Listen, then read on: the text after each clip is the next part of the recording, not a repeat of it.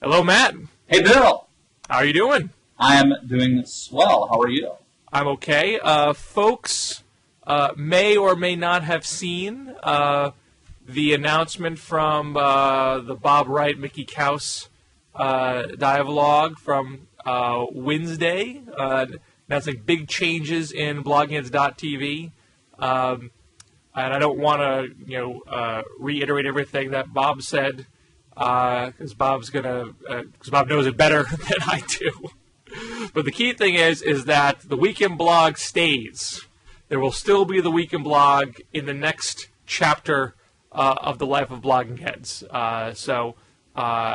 And certainly Matt and I are going to still be around. I believe Kristen's still going to be around. So you're stuck with us is the upshot. It'll be fun.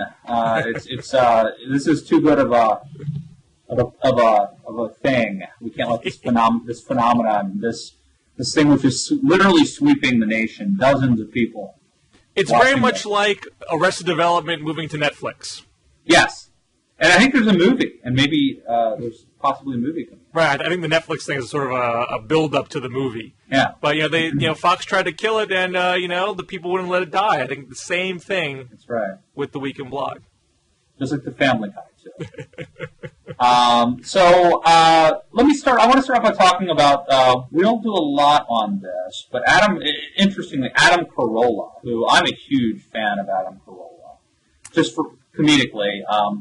I was a big Loveline fan from like 1995 to 1996. But yeah, me too. I haven't kept up with Adam too much since then.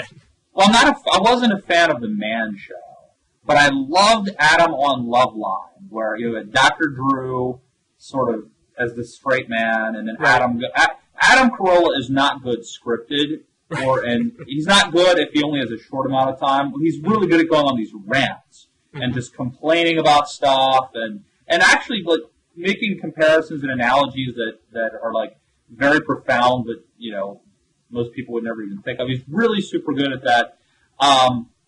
And he is out. It's funny. This sort of reminds me of when when Don Imus got fired for the nappy-headed hose comment. Because I felt like Imus says like racist and controversial stuff every day. Why are we glomming onto this? Right. And that's how I feel about this new meme. Adam Carolla's out with a video which has gone viral. Now this is just him ranting and sort of mocking the Occupy Wall Street movement. This is just part of his because he has a podcast. I know he's in a popular podcast. It's just part of that, not a separate thing he was doing. Exactly. It's like the number one podcast in America is the Adam Carolla Show. I highly recommend it. It's one of the few that I listen to, religiously. And it's usually as a guest, but he basically talks 75% of the time for about an hour. And he just goes on this jag about Occupy Wall Street. And it's really nothing. 2 years ago at Politics Daily, I wrote a piece where he was basically criticizing Obamacare and saying, look, I want drug companies greedy. I want them trying to make money because that's how we're going to cure cancer, that sort of thing. So just so I know, because I've not been following Carolla lately and his political inclination lately, he has generally been a conservative when he talks politics on his podcast? Well, it's sort of weird. I mean, you can't really pigeonhole him. And both Dr. Drew and Adam Carolla were both like opposed to Obamacare. And by the way, Dr. Drew and Dr. Bruce, the other fill-in from Loveline, they are regular guests on Adam's podcast now. So Dr. Drew comes on regularly as a guest, and they still have that old chemistry and that old magic. Carolla is hard to pigeonhole. I mean, he's an atheist. He, is pretty vulgar. So like Ayn Rand, essentially. Sort of maybe a little bit libertarian, but he's a rugged individualist. Pull yourself up by your bootstraps. He played football in high school. I think he got a scholarship. He didn't go, but he got a scholarship. So he's a little bit that sort of old school. He really, I think he appeals a lot to young conservatives who maybe aren't like dogmatically social conservatives, but want to have fun and kind of get off on having someone who's like, best friends with Jimmy Kimmel, a legitimate celebrity, who like says conservative stuff. And this video has gone viral. I've seen it all over the place. Dave Weigel has it on his blog, but it's been on a lot of conservative blogs. So what's he saying? What is so special about this particular? See, that's the thing. I don't know that it's really all that special, because like I listen to him all the time, and there's nothing that he said here that he doesn't say all the time. I'll just read you an excerpt. Self-entitled pricks who think the world owes them a living. Now we're getting the first wave of these douchebags. You get out in the real world, you realize I'm an effing loser. He doesn't say effing.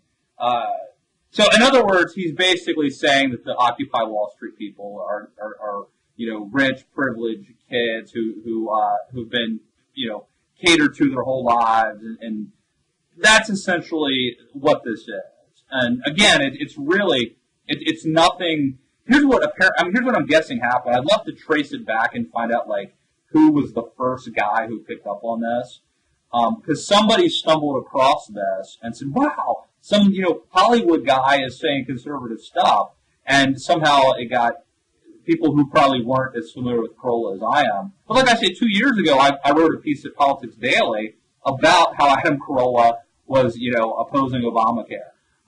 So this is nothing new for him.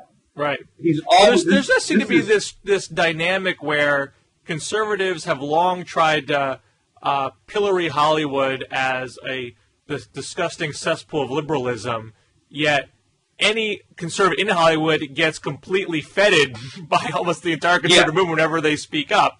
Oh, totally. Nobody is more enamored of celebrities than conservatives. And but I will say this: Carolla is different. He will not become co-opted by conservatives. I mean, he is. He has done stuff with Reason magazine before, like Drew Kerry, but he's not going to be co-opted by anybody. He basically says that he hates the religious right and he hates the left. I mean, he is who he is, and this.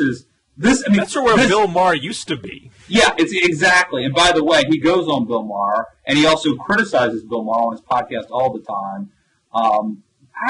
He really he tells people exactly what he thinks and lets the chips fall where they met.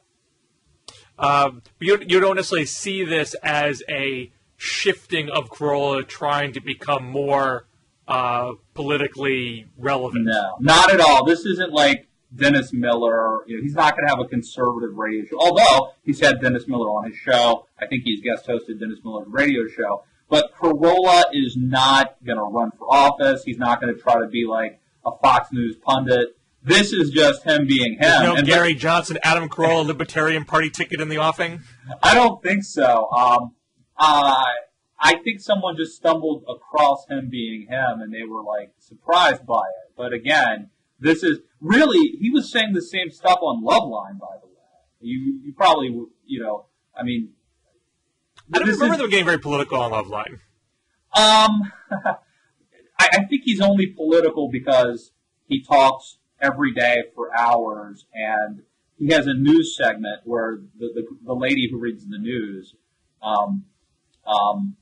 reads the news, and then he comments on it. So it's not.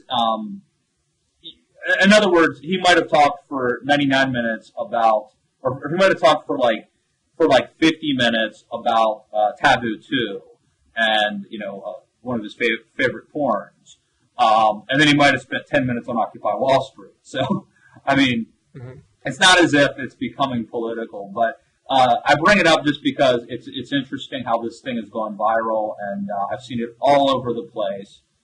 And but you're right. I think people on both sides like a good rant. Yes. And they can be, motivated.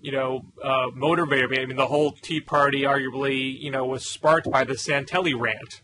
Right, and that's Dave Weigel's headline, by the way. Adam Carolla is the new Rick Santelli. So I guess we'll see if, again, you're suggesting that maybe not quite, if Carolla's not going to keep this up and make it sort of a regular staple of his podcast. I think it already is. I think that... or maybe now people are hip to it, that they'll start sharing his political snippets more. Yeah. I mean, this could happen where more conservatives are, listening. I mean, I know, for example, I'm obviously a big fan of his show. Mary Catherine Ham here at the Daily Caller has long been a big fan of his show. I think a lot of libertarians like him, but again, he's not like a dogmatic or like normal conservative. I mean, again, he's an atheist. He is, he's probably like for legalizing prostitution. He's probably for like legalizing drugs. But he's like Bill Maher used to be, or at least used to pretend to be. Right. Well, I take it that conservatives are generally casting about for how do we replenish the movement ranks with young blood.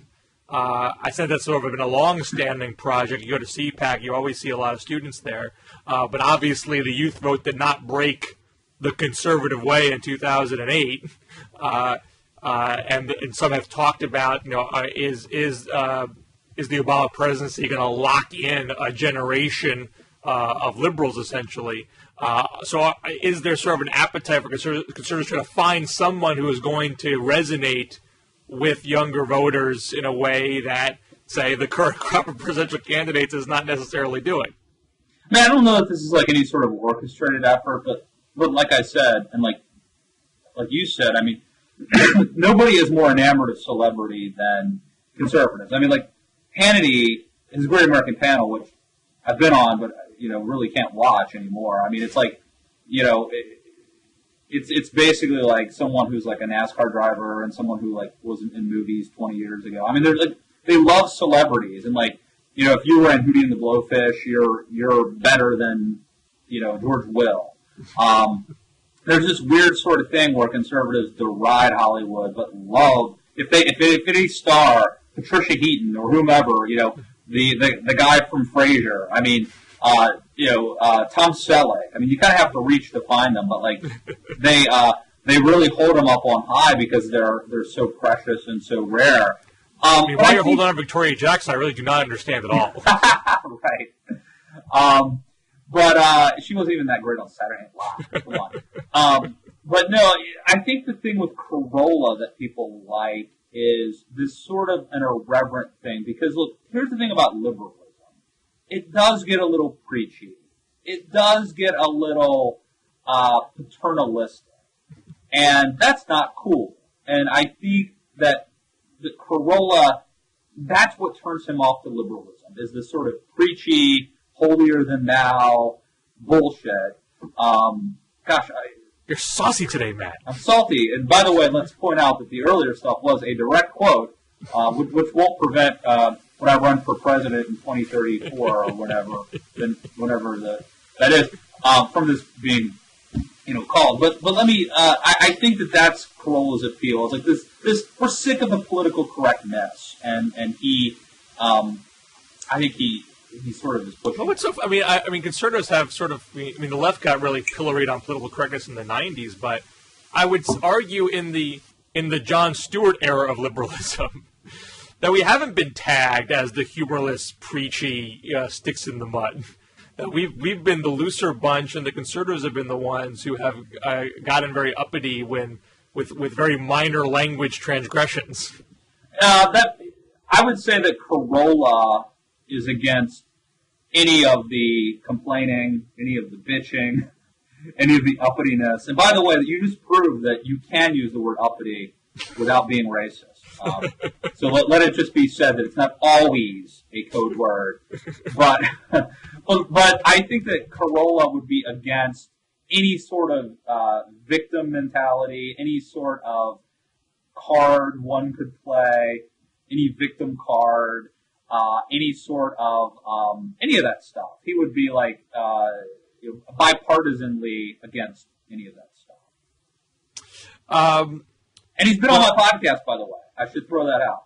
He was on the Matt Lewis Show podcast promoting his book, In 50 Years We'll All Be Chicks, which, of course, is, very apropos of our discussion of his of not bowing to political correctness. Speaking of a lack of political correctness, it looks like you guys might nominate Newt Gingrich as your nominee. How is the conservative blogosphere feeling about that? I think it's mixed. I think it's mixed. There are certainly a lot of skeptics, like Michelle Malkin, of course, doesn't like him. A lot of people was this line from The Godfather too, where they say, "Your father liked Hyman Raw. Your father respected him, but he never trusted him." And I think that's how a lot of conservatives thought about Newt Gingrich. They like him, they respect him, but they don't fully trust him. I think the thing that Newt has some stuff. There are some liberals who cannot fathom the possibility that Newt will be nominated, and I believe it is entirely possible. I'm not predicting. I have begun to fathom it, for the record. I did not fathom it 2 weeks ago. I fathom it now. There are a couple things. There are a few things he has going for him, right? Some conservatives perhaps naively believe that debating is what will win, and that Newt will crush Obama in a debate, and so he's got that going for him. I think that people, conservatives, liberals, everybody, you want to.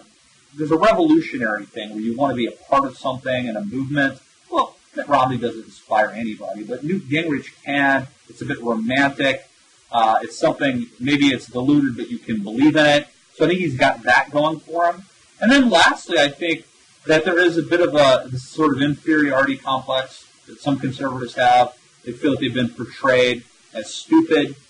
I think that hurt Rick Perry. I mean, the guy's probably a bright guy, but the whole Southern swagger, slow thing, and then the oops and all the gaps that he had, like, reinforced it. I think conservatives are very sensitive about being perceived as being stupid, despite some of the anti-intellectual rhetoric. And so I think Newt is also a way to say, hey, look, we're smart too. I mean, Newt knows a lot of stuff. For a variety of reasons, I think he's for real. Right, and I agree with all of that as reasons why there seems to be some coalescing nationally in the polling around him as the conservative alternative for Romney. But the fact that he is the flavor of the month wouldn't be enough for me to say he can really win, because what I'd long been saying, I believe I said it here and I said on my own Liberal Oasis podcast, was if you don't have any kind of ground game, if you're not really doing campaign appearances in the early primary states and caucus states, I'm not going to take you seriously as a candidate. And the only reason why I'm revising that now is that it's dawning on me that no one has a ground game in Iowa right now, at least as far as we can tell. Because Romney wasn't going to take it seriously for the longest time, and Pawlenty had the biggest ground game, and he packed it in. And the only things I sort of don't know is to what extent is, say, Romney or maybe even Perry is organizing quietly. Right. And there's an adage in Iowa that the way to win is to organize, and get hot at the end. At this stage of the game in 2003, December 2003, Howard Dean was in first place with 29%, and John Kerry was in third place with 18%. So Howard Dean was at 29% at this point of the race in Iowa in 2003. John Kerry was in third place at 18%. Wasn't being taken all that seriously. People were starting to get on the Dean bandwagon. Al Gore endorsed him and whatnot. And a pretty short period of time, there was a very rapid turnaround. And Kerry apparently was very quietly building a very solid organization in Iowa. So when the moment struck, he was there to take advantage of the opportunity. So either a Romney or a Perry, who presumably have some kind of ground game in Iowa, right, might take advantage if Newt suffers the same fate as Bachmann and Kane and Newt Gingrich of 12 months ago. Or no one's got a real ground game, and being the media favor of the moment will be enough to get you through. And whether or not Newt beats Romney in New Hampshire, they'd still be 1-1, and then all the turf after that's not terribly favorable to Romney. So I wouldn't say I put money on Newt doing it, but the path is more available now. And I don't think we've talked about in the past have the rules changed. I don't think it's that the rules has changed. It's that almost no one's playing. So, and someone's going to be the last guy left standing. All right. So let me say that I think it's entirely possible that Mitt and Perry are doing things in a somewhat clandestine way, especially Romney. I wouldn't discount the fact that Gingrich can have a ground game. I think he has pivoted a little bit from being just a debate candidate to being a real candidate. He's got the largest staff in operation in South Carolina. A lot of good stuff happening in South Carolina. They just opened an office in Iowa yesterday, I understand. Furniture was delivered yesterday. Staff were starting. So, I mean, it may not be like the best operation, but I don't think he's going to concede any sort of operation. And by the way, let me highly recommend and I linked to this in my Daily Caller blog. But Roger Simon in 2004 wrote the definitive piece on the Iowa ground game. And he talks about Kerry's organizer, Hooley, I think is how it's pronounced, who kicked butt. And by the way, he didn't start in Iowa until after Thanksgiving. So as late in the game as it seems to be, there's still, you can do canvassing and IDing via phone calls and then have real people go talk to the persuadables and the undecided. So relatively small pool of people presumably are likely caucus goers. And so I wouldn't say that it's out of the question that Gingrich could actually run a legitimate ground game there. But to go back to your earlier points about how conservatives seem to be treating Gingrich as the champion debater that we need to go toe-to-toe with Obama, which seems to me to be a tacit acknowledgement that perhaps he's not reliant on a teleprompter, is actually the president's actually a bright guy. But is there any kind of concern that you're seeing that the conservative echo chamber of conservative blogs and talk radio and Fox News are creating a false sense of what the criteria is for a successful presidential candidate? Everyone seems sort of settled on this. You got to have a good debater to be, a presidential candidate. Mm-hmm. When, there are examples where people who are not great debaters, maybe not disasters, but who are not great debaters, still became president because of other circumstances. Might folks be settling on a weak choice because the media infrastructure, including blogs, has distorted people's sense of reality? I think it's plausible. I think that it's also possible that it is if they say it is. If they say debating is the most important thing, then maybe by virtue of that it is. And it wouldn't surprise me as we become more and more of a superficial and television media-generated society of the ability to appear on TV and to debate well may overtake other factors. The obvious point would be if you're a great debater but you can't raise money, that would be a problem. But I'm not convinced the two couldn't go hand in hand. But there's also a corollary to this, which is, one, is being a great debater that critical, and two, is Newt Gingrich actually a good debater? You base this on appearances amongst other Republicans, whereas he's basically had one tack, which is browbeating the moderator. And that may not be a tactic that's as successful in a general election debate setting. I think it's entirely possible that that what works, that the things that you would say, or that the calculus to win a debate in a Republican primary may not be the same as to win a general election debate.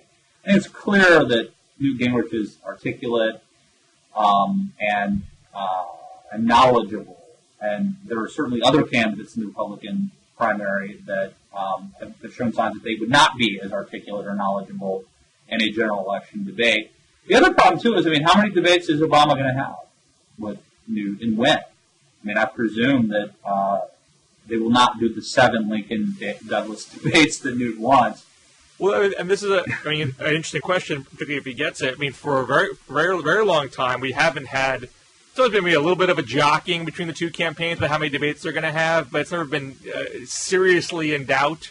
And we've had a very similar structure going back now to 1992. 3 debates, 2 with one moderator, 1 town hall style with a moderator presiding. all run by the Commission on Presidential Debates, which is run by 2 former party chairs, and there are third-party folks that are very critical of the commission because they feel that they don't make it easy for third-party folks to get in. But be that as it may, that's sort of been kind of the accepted setup. And Gingrich comes in demanding something far more unique. He seems to be suggesting it's going to be very daring, and Obama's going to look weak if he doesn't take him up on the offer. Well, and let's not forget, John McCain proposed, famously, a series of, I think, 10 town hall debates with Obama. Right. And Obama shrugged off and saying, this is ridiculous. Right, and Obama paid no price for shrugging it off. No price at all. And John McCain said, look, this is what Barry Goldwater and John Kennedy agreed to do in 1964. They were going to tour the country together, come in together, travel together, and do these town hall. I don't know the town hall debates, but that's what McCain wanted because that's what McCain was good at. But you're right. Obama paid no price for it. Now I don't know if you heard. Gingrich was on Hannity Wednesday night and said if Obama doesn't agree to the debates, that Gingrich will follow him everywhere he goes and will 4 hours later rebut everything he says. Like a stalker. I mean, Gingrich has said that himself. And, if that's where it ended up, I'm not sure the Obama campaign would mind. I don't know that would be it sounds like an interesting thread, but I'm not sure that it would work. It could definitely make him look like, you're always responding, you're like a stalker, looks desperate, you're not proactive. I don't think he would do it. Right. But it seems like conservatives are we're overgeneralizing. I'm sure there's lots of differences of opinion amongst conservatives, but at least enough conservatives are very intrigued and enthralled by not just Newt's debate performances and Newt's proposed debate strategy that's going to be sort of a novel way to trip Obama up. And it just sort of feels to me like where a lot of us were in 2003, where we're saying, wait a second, there's no way Karl Rove is going to trip up John Kerry. He's a veteran. You can't call a veteran unpatriotic. That will never happen. Right. And you delude yourself of what might actually happen in a general election setting. Yeah, I think that if we've learned anything this cycle, it's that none of us can predict what's going to happen because it's unpredictable. But I think that I would just go back to I think that there is a thing that Newt has, which is this excitement, this revolutionary, for lack of a better word, appeal of people believing in something and getting excited about something that is really missing from the Republican primary. I just find that so odd. Nobody is inspiring other than Newt. The general notion of getting excited about someone I get, but you would think with conservatives so livid at Obama that to take a chance. Democrats went through this in 2004, and so I don't want to pretend that I wasn't in a similar place back then. I was very excited about Howard Dean. I thought Dean was was going to be sort of uniquely inspiring and straight talking, and someone that showed some conviction, which is what Democrats need to have. Someone who had some conviction politics, so they're going to be able to build trust with the American people. And the fact that Dean, and the fact that Dean had some unorthodox positions was a bonus that would help. And maybe he would have been better off if Dean got the nomination. John Kerry lost anyway. Right, Dean, maybe, but people that's would have all. Gotten excited. And the other thing too is, there have been 2 times in modern history when Republicans didn't play it safe. They're usually very pragmatic. The saying, Democrats fall in love, Republicans fall in line, didn't just appear out of nowhere. It's there for a reason, because Republicans almost always fall in line. And the 2 times that they didn't was 1964 and 1980. And I would even argue in 1964 that in Goldwater's landslide loss to LBJ, it planted the seeds that later gave us Reagan. So, Howard Dean could have run and inspired a generation of young progressives, and I guess, you could argue 4 years later Obama gets elected. If you like Obama, then maybe it all worked out. you can't. And that was an argument for Dean back then too. That even if he did lose, there's ways to lose well and lose badly. At least if you're losing based on your convictions, you have something to build off of. Yeah, it's not an later on. Not an absurd theory. And so maybe that is an argument for Gingrich. I don't feel like that's the argument being made for Gingrich right now. Well, the problem is it's really an argument against Romney, and the argument against Romney is that he basically is he would be George W. Bush again, where conservatives would once again be fooled by an establishment guy who would not cut spending, would not do anything, for lack of a better word, radical, that would rein in entitlements. He's a good manager. He would just basically spend a little bit less than the Democrats. Look, I think the compelling argument, whether you're a Democrat or Republican, for partisanship is the Supreme Court. I mean, that's the argument for electability, is that those appointments are for life, and if you're a Republican, you'd rather have Mitt Romney appointing the next Alito and Roberts than Barack Obama appointing the next Kagan. But otherwise, I think you make a good argument that sometimes losing is winning and sometimes winning is losing. So I agree, so I agree with all that. But all that aside, it just seems like Gingrich seems much more likely to be the Goldwater than the Reagan here because he has so much baggage that has been very well documented and often repeated by the candidate himself. So if you're going to go, Dean at least had sort of the advantage of being a fresh face. So you didn't quite know where his weak spots might be, and then when they arose is when he collapsed. You're right. You're right. But keep in mind, in 1980, Ronald Reagan had changed positions on abortion. He had, I think, proposed some taxes in California. He was divorced. It's not like you could have potentially made some of the same arguments about Reagan and said, a lot of people thought it was outlandish, and obviously Carter wanted Reagan. Yep. So, I'm not saying Gingrich is Reagan. I think he's probably more like Churchill. But you get my point. So it strikes me as a hell of a gamble, if that's the way you guys go. Cocaine's a hell of a drug. Let's talk about the guy that you might like better, or might maybe fares better in a general election. That I think is picking up a little steam is John Huntsman. Now this is very fascinating. I was on in my podcast saying for a long time to take Huntsman seriously, that he could have a much better chance of consolidating the remaining moderates in the Republican electorate.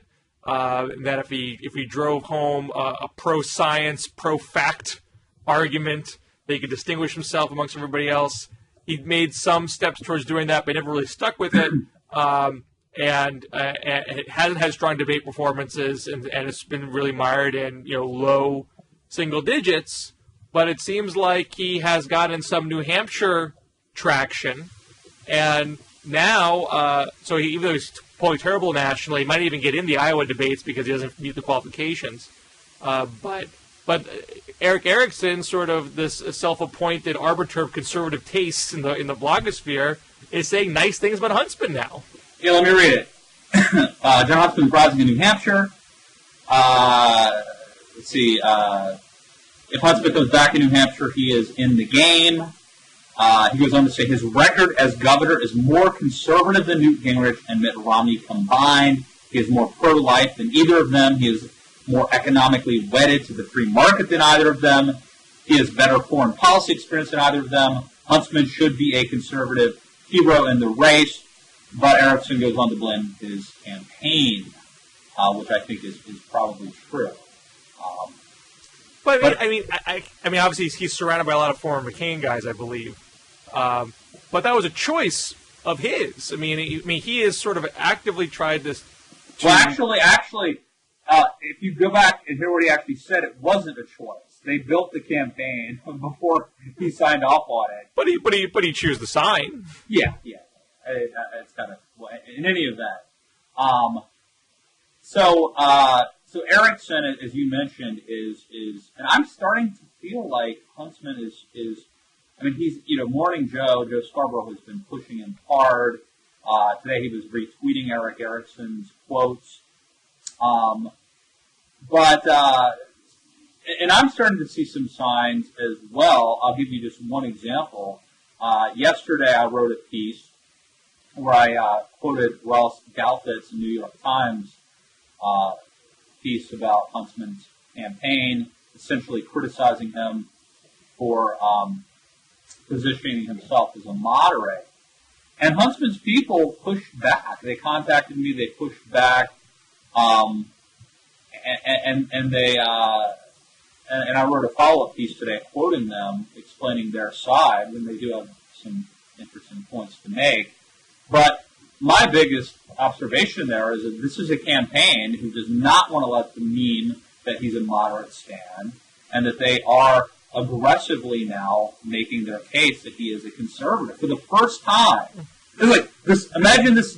It's almost like a novel idea that if you want to win a Republican primary, you run as a conservative. Maybe it's too late, but they're waking up to this. What seems to be different now is the people remaining at the top of the heap, Romney and Gingrich, are not considered pure conservatives by many conservatives. Now, it's sort of weird for liberals to think of Gingrich as being seen as more as a relative moderate, but I know there are conservatives that feel that way. So now Huntsman has sort of a fresh opportunity to say, well, you can't get mad at me about my global warming positions when Romney and Gingrich have said similar things. You can't get mad at me about individual mandate because they've been way more for individual mandate than I ever have. So he now gets to say, look, these are the choices you're left with, and I might be a little bit more of a spoonful of sugar for the general electorate to swallow than Gingrich, who is sort of the consummate condescending blowhard, and Mitt Romney, who no one seems to take as a sincere politician who says what he believes. Yeah, and again, we've got a month, but a month ago, Herman Cain was doing better. Would have been going to him, and a month ago, Newt Gingrich wasn't the front runner. So, anything could happen. Huntsman I feel like he's starting to turn things around. I don't know if it's and too going back to late. the same organization, presumably he has a New Hampshire organization. He might have an organization anywhere else, and he may have it in New Hampshire. And he's got all sorts of family money. His dad's running, funding the super PAC in New Hampshire. Right, but you can write a check so fast and turn it into an apparatus. Right. But if Gingrich really punctures the sense of Romney as the inevitable candidate that drags down Romney's numbers in New Hampshire, Huntsman presumably is poised to pick up those pieces because he has an apparatus there that he can take advantage of, and a lot of face time with New Hampshire media and contact with the New Hampshire voters. Yeah, and that's probably what happened in 2008. If Romney wins Iowa, he probably, I'm guessing, he very well could have parlayed that into a win in New Hampshire. But Huckabee deprived him of the win in Iowa, and McCain went on to win in New Hampshire. So there's a lot of moving parts, and it is interesting to watch. But I wouldn't write off Huntsman. I tweeted this out yesterday. Who do you write off now? Can we write some people off? All right, I'm writing off Herman Cain. I think I'm going to write off Michelle Bachmann. I'm hesitant to write her off just because she won the Ames straw poll, but I'm going to write off Cain. I'm going to write off Bachmann. I don't think you can quite write off Rick Perry with his $17 million or whatever.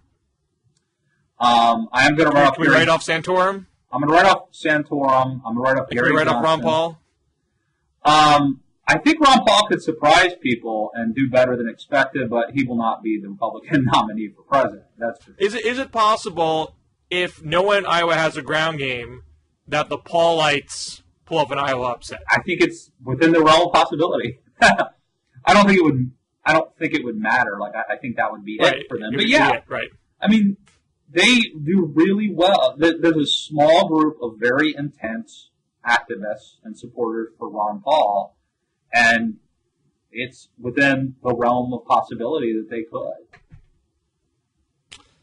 All interesting, Matt, and it's only a month away. Yes. Does it feel like a month away to you? Just the timeline of this just seems very weird to me. That it seems like it's not really gelled. No, but perhaps it's always been that way. Perhaps everyone's perceptions get miscolored because people. It seemed like in 2003 that it had gelled. Yeah, and we were just wrong that it gelled. I mean, this is like everything else. Like on one hand, I feel like I can't believe we've only got a month left, and on the other hand, I feel like we've been doing this for 5 years. Right. So it's sort of it's weird. But man, the people who are on the campaigns are the ones who really feel it, and they're not going to have Christmases and New Year's and holidays. So we got it. I mean, I know there's been a lot. Everyone's sort of tired of the debates, and we've had lots of 15 minutes for various candidates, but it doesn't feel like there's been a real substantive debate that people have had. You know what the most substantive debate was actually that Iowa Faith and Family or whatever it was. I don't know if you saw that forum. That was really good. Mm-hmm. I've not seen them all, so perhaps if I was a Republican primary voter and I'd seen them all, I'd feel like, okay, I've really got a good. It wasn't even televised. It was just on the web, but it was the best, the most substantive, I thought. Well, all right. So, I mean, do you feel like everyone's got a good crack at these guys, that people can make an informed choice now? I think we know all we need to know. You don't have to tell me, but if you were in Iowa, do you know who you would vote for? I think today, I think I do. You don't got to say. I'm not trying to put you on the spot. But I try to not root for anybody, but you end up. I think you probably end up having a set of candidates you like and a set of candidates you don't like, and it surprisingly has little to do with ideology and more to do with who talks to you and who's quotable and who's interesting. I mean, that's probably one of the bias, the untold story of bias is the bias toward interesting people who talk to you and provide access. That's probably, and I'm guessing that's like something that a lot of grassroots activists would be outraged by. Mm-hmm. But there's a reason why John McCain did so well, like among the press, and especially in 2000. Mm-hmm. And look, if Romney and Obama win the nominations, and we know Obama will, it could be horrible for, never mind me, reporters. I mean, these are two guys who don't say a lot of interesting things and who keep the press at a distance.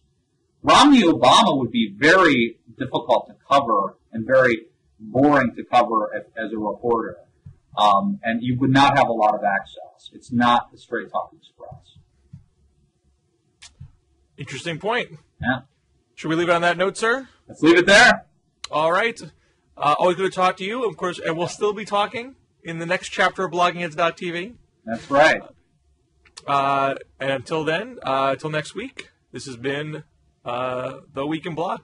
Take care.